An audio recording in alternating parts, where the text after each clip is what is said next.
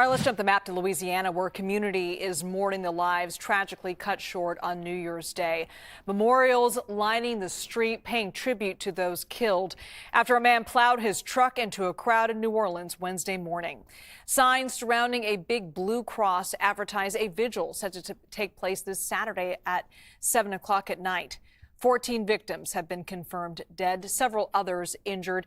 One of the people killed was 28-year-old Tiger Bech, a former All-Ivy Princeton football player who went on to work as a junior bonds trader in cybersecurity.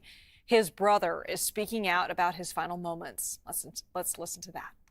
My dad and my mom got to be there with him before we got there, put us on a FaceTime call with him.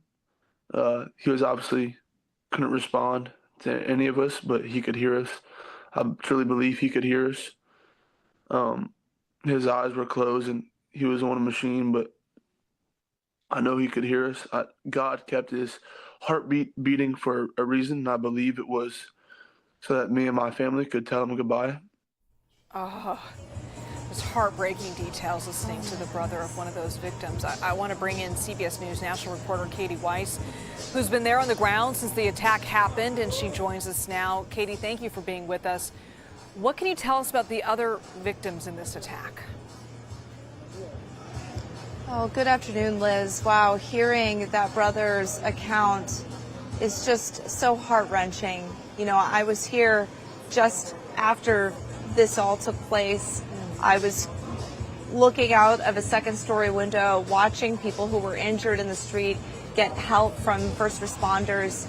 I saw the fear in their eyes, the agony, the pain that they were going through. When we were escorted out of the bar where we had been held by police until it was safe to come out, I saw, people in even far worse condition, some people who were motionless on the ground. And so hearing that brother's account just now, it just reminds me of, these people, each of these people have so many others in their lives that love them and care for them and that are heartbroken this week, a beginning of a fresh start, a fresh new year. They're beginning in such tragedy, and my heart just goes out to them sincerely. We know, though, that more than 35 other people were injured.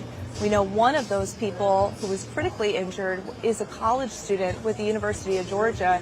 There was a big game here scheduled for New Year's Day at the time involving the University of Georgia football team. So we know one of those fans was critically injured. They're still in the hospital. We are hoping that they continue to heal and pull through. We also know 2 Israeli citizens and 2 Mexican citizens were injured in the attack as well. It just, again, shows how this is a big tourist town. People come here from all over the world to celebrate because it's such a special place.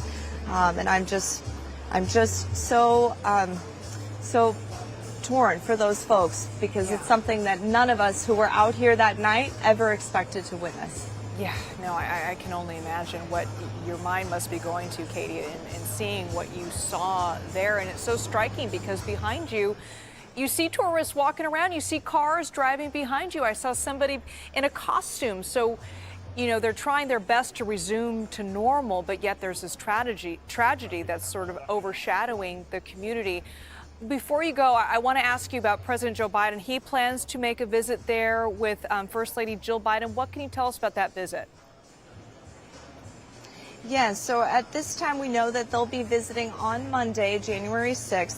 They'll be coming here and they plan to, quote, grieve with the families and community members impacted by this tragic attack on January 1st. They also plan to meet with officials out here. Just yesterday, Biden told our cameras that he met with the FBI and that the FBI investigators have also told him that the attacker is the same person as I've been reporting this morning that planted explosives in the French Quarter nearby where the attack took place. He planted those explosives before driving that truck through the crowd here on Bourbon Street. But what I found most interesting from Biden's remarks that I hadn't seen from other folks with the FBI is that he said that the attacker had a remote detonator for those explosives on him in the truck. And I think that's really poignant because, you know, we've talked with police here on the ground who have really praised the 2 police officers that took the initiative to fire back against the attacker when he got out and started shooting.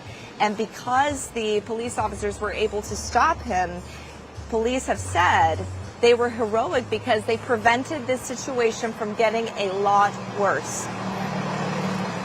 Pause just one moment. They prevented the situation from getting a lot worse. And it's scary as someone who was right here to think about if those explosives in that truck had detonated, what kind of a even bigger tragedy we would be dealing with today. Even more carnage. All right, CBS News national reporter Kati Weis, thank you so much, and please take care of yourself. You've done incredible work out there for us. Thank you.